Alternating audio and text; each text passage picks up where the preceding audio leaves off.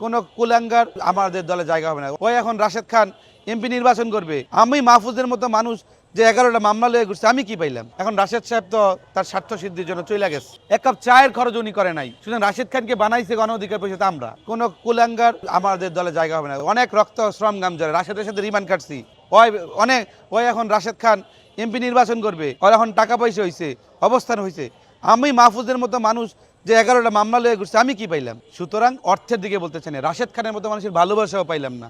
সে এখন আরেক দলে গিয়ে মনে করেন সে নির্বাচন করতেছে, দলের দিকে তাকাইল না।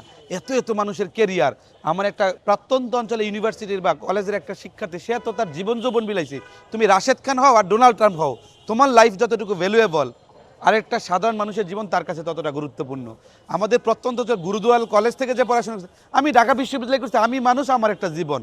যে গুরুদুয়ালে পড়ছে হেরো একটাই জীবন, এই জীবনটা পুরোটাই দলের মধ্যে উৎসর্গ করছে। আর তোমার মন চাইলেও মনে করো তুমি তোমার মতো করে নিজের স্বার্থ সিদ্ধির জন্য চলে গেলা, এই ধরনের হটকারী সিদ্ধান্তের বৃদ্ধাঙ্গুলি দেখাতে চাই এবং জনগণ বৃদ্ধাঙ্গুলি দেখাবে। আগামীর ভবিষ্যতের অন্ধকার যারা সাময়িক লোভে, শাহজাহান ওমর আওয়ামী লীগের লাগে গিয়ে 2 দিন গিয়ে নির্বাচন করলো, কয়দিনে 18-24 সালে নির্বাচনে শেষা খাইছে, তখন খবর আছে। সুতরাং যারা নেতাকর্মীদের সাথে বেইমানি করে তারা কারিমান রক্ষা করবো কার সাথে, সেটা পসিবল না। সুতরাং আমি বলতে চাই, সামনে রাশেদ খান যারা ওই প্রতীক নিয়ে গেছে, আমাদের সাথে আলোচনা করে নাই। আরে বেডা, এই দিয়া সংগ্রাম করছি, লড়াই করছি, পুলিশের পিঠ না খাইতে খাইতে পিঠ সেইচা গেছে।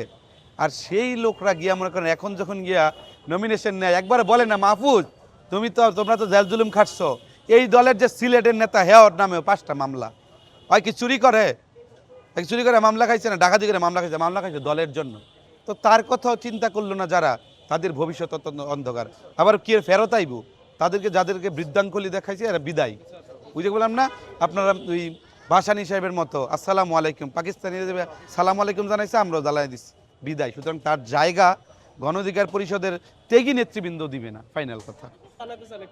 অত্যন্ত দুঃখের সাথে বলতে হয়, এখন রাশেদ সাহেব তো তার স্বার্থ সিদ্ধির জন্য চলে গেছে। ভাই, জগতে এত খারাপ একটা অবস্থা যে নিজের স্বার্থ উদ্ধার হইলে দলে এতগুলো নেতাকর্মী উনাকে আশ্রয় করে রাজনীতি করছে। উনি 2 পয়সা খরচ করছে দলের পিছনে, বলতে পারবো কোনো দিন?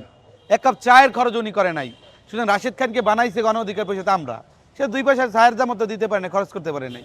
তাহলে ওনার ইনভেস্টমেন্ট নাই, ওনার অ্যাচিভমেন্ট আছে, যার কারণে আজকে একটা আসন পাইছে, আজকে বিএনপির আপনার মনোনয়ন পাইছে, দানের শীষে নির্বাচন করার শক্তি পাইছে।